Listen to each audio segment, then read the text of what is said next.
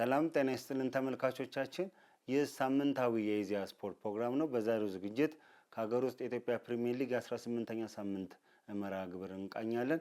ከውጭ በእንግሊዝ ፕሪሚየር ሊግ የ4ኛ ሳምንት ጨዋታዎችን የምንዳስስ ይሆናል። ፕሮግራሙን በመምራት እኔ ሙሴ መለስ አብራችሁ ቆያለሁ። እስከ ፕሮግራም ፍጻሜ መልካም ቆይታ።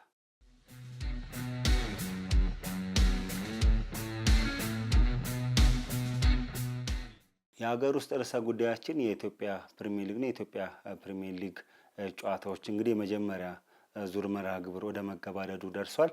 መስከረም ወር ላይ የተጀመረው የኢትዮጵያ ፕሪሚየር ሊግ 18ኛ መርሃ ግብር ላይ 18ኛ ሳምንት መርሃ ግብር ላይ ደርሷል። እስካሁን እንግዲህ ሲዳማ ቡና ሊጉን እየመራ ይገኛል። አርባ ምንጭ ከተማ የመጨረሻውን 20ኛ ደረጃ ይዟል ማለት ነው። እነዚህ ጨዋታዎች በአዲስ አበባ ስቴዲየም በአዳማ ሳይንስና ቴክኖሎጂ ዩኒቨርሲቲ ስቴዲየም እየተከናወኑ ይገኛሉ ማለት ነው። 18ኛ ሳምንት ጨዋታዎች ከዛሬ ጥር 22 አንስቶ የሚከናወኑ ይሆናል ማለት ነው።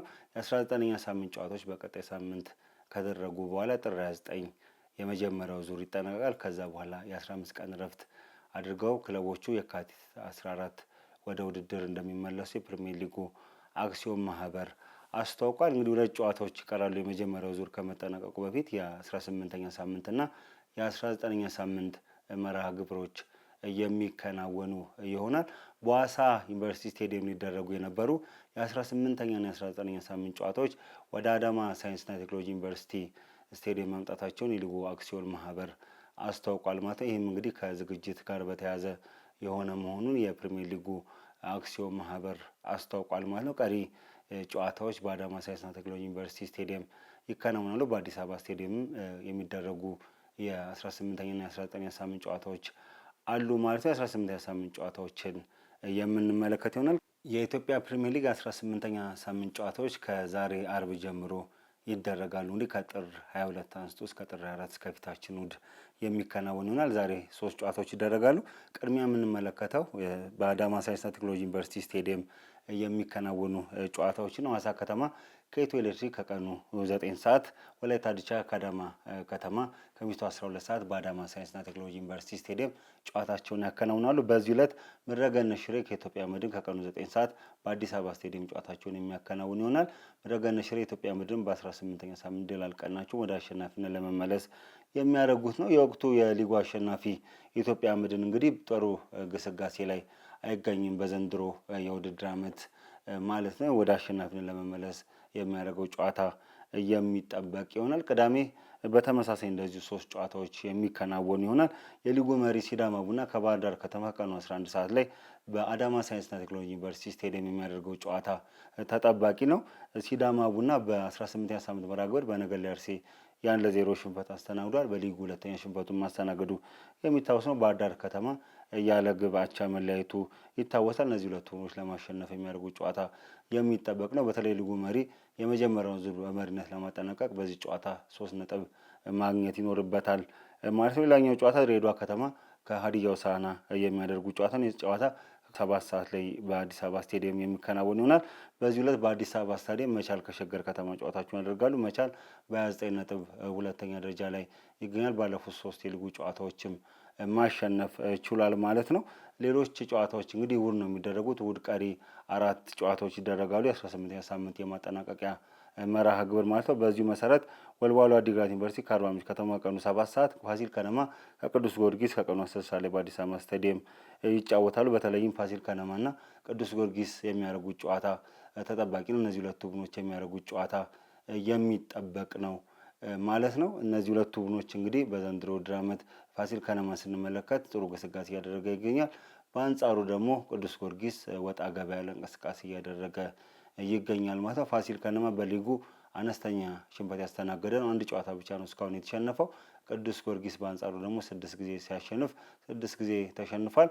ፋሲል ከነማ ተከላካዩም ጠንካራ የሚባለው በሊጉ ዝቅተኛ ግብ ካስተናገዱ ቡድኖች በቀዳሚነት የሚጠቀሰው ቡድን ነው ማለት ነው። ይህ ቡድን እስካሁን 7 ግቦችን ብቻ ነው በ17 ጨዋታዎች ላይ ያስተናገደ። የተከላካይ መስመር ጥንካሬውን የሚያሳይ ነው ማለት ነው። እነዚህ ሁለቱ ቡድኖች የሚያደርጉት ጨዋታ ይጠበቃል። ቅዱስ ጊዮርጊስ የ16 ጊዜ ሊጉ አሸናፊ ነው። ፋሲል ከነማ 1 ጊዜ ዋንጫ ማንሳቱ የሚታወስ ነው። ሌሎች ጨዋታዎችን ስንመለከት መቀሌ ሰባ እንደርታ ከኢትዮጵያ ቡና ከቀኑ 9 ሰዓት፣ ኢትዮጵያ ንግድ ባንክ ከነገሌ አርሲ ምሽት 12 ሰዓት ላይ ጨዋታቸውን በአዳማ ሳይንስና ቴክኖሎጂ ዩኒቨርሲቲ ስቴዲየም ያደርጋሉ። እሁድ ከሚደረጉ ጨዋታዎች በኋላ እንግዲህ 18ኛ ሳምንት መርሃ ግብር የሚጠናቀቅ ይሆናል። እነዚህ ጨዋታዎች እንግዲህ በዋንጫ ፉክክሩ ላይ ላለመውረድ በሚደረገውም ፉክክር ላይ ራሳቸው አስተዋጽኦ አላቸው። በተለይም ወልዋሎ ዓዲግራት ዩኒቨርሲቲ ከአርባ ምንጭ ከተማ በአዲስ አበባ ስቴዲየም የሚያደርጉ ጨዋታ ወሳኝ ነው። ሁለቱ ቡድኖች 19ኛና 20ኛ ደረጃን ይዘው ወራጅ ቀጠና ውስጥ የሚገኙ ቡድኖች ናቸው። አርባ ምንጭ ከተማ በሊጉ እስካሁን ምንም አይነት ጨዋታዎችን አላሸነፈም። ብቸኛው በሊጉ ያላሸነፈ ቡድን ነው። ወልዋሎ ዓዲግራት ዩኒቨርሲቲ እስካሁን በሊጉ 2 ጨዋታዎችን አሸንፏል። በ18ኛ ሳምንትም እንግዲህ ድል ቀንቶታል። ሀዲያ ሆሳዕናን 2-1 ማሸነፉ የሚታወስ ነው። እነዚህ ሁለት ቡድኖች ከወራጅ ቀጠና ለመውጣት በሚያደርጉት ፉክክር ወደሚያደርጉ ጨዋታና የሚገኙ 3 ነጥብ በጣም ለቀጣይ ጉዟቸው ወሳኝ የሚባል ነው ማለት ነው። በዘንድሮ የኢትዮጵያ ፕሪሚየር ሊግ እንግዲህ ወጥ የሆነ የክለቦች ብቃት እየታየ አይደለም። በርካታ የአቻ ጨዋታዎች ውጤት እየተመዘገበ ይገኛል። የሚገቡ ጎሎችን ብዛት አነስተኛ ናቸው። በፕሪሚየር ሊጉ ከ20 ጎል በላይ ያስቆጠሩት መቻልና ሲዳማ ቡና ናቸው። ሁለቱም በተመሳሳይ 23 ግቦችን አስቆጥሯል። በርካታ ያቻ ውጤቶች ይመዘገባሉ። በየሳምንቱ ከ50 በመቶ በላይ በሊጉ በየሳምንቱ ከሚደረጉ ጨዋታዎች ከግማሽ አንዳንዴም ከግማሽ በላይ በርካታ ጨዋታዎች በአቻ ውጤት ነው የሚጠናቀቁት። በርካታ ግቦችን በጨዋታዎቹ ላይ አይቆጠሩም ማለት ነው። እነዚህ ሁለቱ ምክንያቶች እንግዲህ ሊጉን ብዙ አዝናኝ እንዳይሆን አድርጎታል ማለት ነው። በዛው ልክ በርካታ አቻ ጨዋታዎች ተጠናቋል ስንል በማሳያነት የምናነሳቸው ክለቦች አሉ። ባህር ዳር ከተማ 10 ጊዜ አቻ ከወጣ ቡድኖች መካከል የሚጠቀስ ነው። መቀሌ ሰባ እንደርታ 9 ጊዜ አቻ ወጥቷል።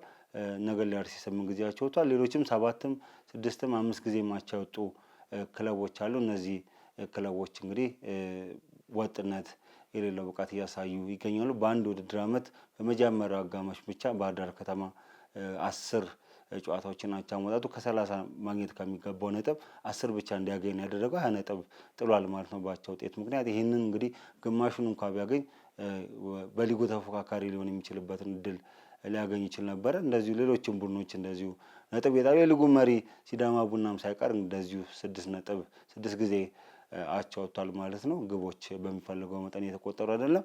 ሌላኛው በኮከብ ግብ አግቢነቱ የሚደረገው ፉክክር ነው። እስካሁን እንግዲህ በ17 ጨዋታዎች ከፍተኛ ግብ የተቆጠረው 8 ግብ ነው።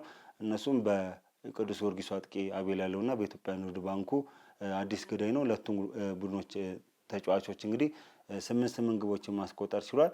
ይሄ ማለት በ180 ደቂቃ በላይ ነው እንግዲህ አንድ ግብ የሚያስቆጥሩት። ይሄ ምን ያህል ከጎል ከሚጫወቱት ጨዋታ ብዛትና የሚያስቆጥሩት ግብ እንግዲህ ሬሾ በጣም ያልተመጣጠነ መሆኑን የሚያሳይ ነው። እንደ አጠቃላይ በፕሪሚየር ሊጉ ከተደረጉ ጨዋታዎች ብዛት ክለቦች ያስቆጠሯቸው ነጥቦችም ያገኙትም የነጥብ ብዛት እንግዲህ አነስተኛ የሚባል ነው ማለት። ይህ እንግዲህ መታረም ያለበት ጉዳይ ነው። ሌላኛው የሚነሳው ጉዳይ የዳኝነት ጉዳይ ነው። በተለያዩ ጨዋታዎች ላይ እንግዲህ የዳኝነት ጉዳዮች እየተነሱ ይገኛሉ። እሱም ላይ የዳኞችን ውሳኔ ላይ እንግዲህ የብሔራዊ ዳኞች ኮሚቴ በዚህ ሳምንት አስቸኳይ ስብሰባ ጠርቶ ነበር። የሊጉ አክሲዮን ማህበር የእሱም ውጤት የሚጠበቅ ይሆናል። እርምጃም እንደሚወሰድ አሳውቋል። በግልጽ የተለያዩ ስህተቶች በዳኞች እየተሰሩ ይገኛሉ። በሁሉም ጨዋታዎች ሲሆን በተወሰኑ ጨዋታዎች ላይ ማለት ነው። እነዚህ ስህተቶች እንግዲህ ቡድኖችን ነጥብ እስከ ማሳጣት፣ ዋጋ እስከ ማስከፈል እያደረሱ ናቸው። በተለይም ቅዱስ ጊዮርጊስና ምድረገነት ሽሬ ባደረጉት ጨዋታ ፍጹም ጥላውን ያስቆጠረው ግብ የተሻረበት መንገድ እጅግ አነጋጋሪ ነበረ። ቃል ኪዳን ዘላለም እንግዲህ በ18ኛው ሳምንት አንዱ ያስቆጠረው ግብ አርባ ምንጭ ከተማ ላይ በእጁ የተነካ ነው የሚሉ ቅሬታ አርባ ምንጭ ከተማ ለሊጉ አክሲዮን ማህበር ማቅረቡ ይታወሳል። ስለዚህ እነዚህ ነገሮችንም ማስተካከል ያስፈልጋል ማለት ነው። በአጠቃላይ የኢትዮጵያ ፕሪሚየር ሊግ የመጀመሪያ ሳምንት ሊገባደድ ሊጠናቀቅ እንግዲህ አንድ ሳምንት የሚቀረው በቀጣይ ሳምንት ፕሪሚየር ሊጉ የሚጠናቀቅ ይሆናል። ቀጣይ ሳምንት አርብ ጥር 29 ቀን የሚጠናቀቅ ይሆናል ማለት ነው።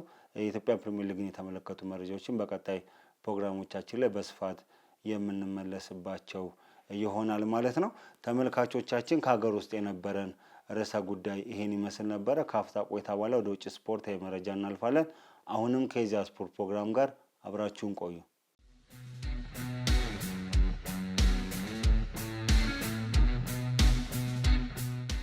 ተመልሰናል ተመልካቾቻችን። ከውጭ የምንመለከተው የእንግሊዝ ፕሪሚየር ሊግ ነው። እንግዲህ እንግሊዝ ፕሪሚየር ሊግ መርሃ ግብር 24ኛ ሳምንት ላይ ደርሷል። ወደ ወሳኝ ምዕራፍ ተሸጋግሯል ማለት ነው። ከዚህ በኋላ ቀሪ ጨዋታዎች እንግዲህ በዋንጫ ፉክክሩና ላለመውረድ በሚደረጉ ጨዋታዎች ላይ ራሳቸው አስተዋጽኦ ይኖራቸዋል ተብሎ ነው የሚጠበቀው። እንግዲህ የእንግሊዝ ፕሪሚየር ሊግ የአራተኛ ሳምንት ጨዋታዎች ከነገ ቅዳሜ አንስቶ የሚከናወኑ ይሆናል። ቅዳሜ 5 ጨዋታዎች ይደረጋሉ። ከሚደረጉት 5 ጨዋታዎች መካከል እንግዲህ ምሽት 12 ሰዓት ላይ በኢላንድ ሮድ ስቴዲየም ሊድስ ዩናይትድ ከሊጉ መሪ አርሰናል ጋር የሚያደርገው ጨዋታ ተጠባቂ ነው ማለት ነው።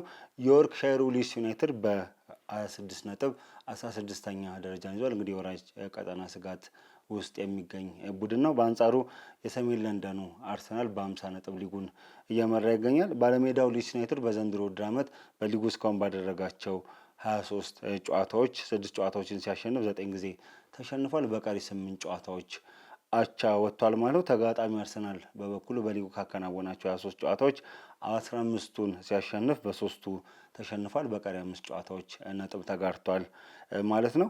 ሊድስ ዩናይትድ እንግዲህ የቀዳሚውን ጨዋታ ማሸነፍ ከወራጅ ቀጠና ስጋት ለመላቀቅ በመጠኑም ቢሆን ያግዟል። ባለፉት 3 የሊግ ጨዋታዎች ማሸነፍ ያልቻለው አርሰናል እንግዲህ ወደ ድል ለመመለስ የቀዳሚው ጨዋታ የነገው ጨዋታ በጣም ወሳኝ ነው ማለት ነው። ካሸነፈም በጊዜያዊነት ከተከታዩ ማንቸስተር ሲቲ ጋር ያለው የነጥብ ልዩነት ወደ 7 ዝቅ የሚልበት እድል ይኖራል ማለት ነው። እነዚህ ሁለቱ ቡድኖች የሚያደርጓቸው ጨዋታዎች ተጠቃሽ ናቸው ማለት ነው።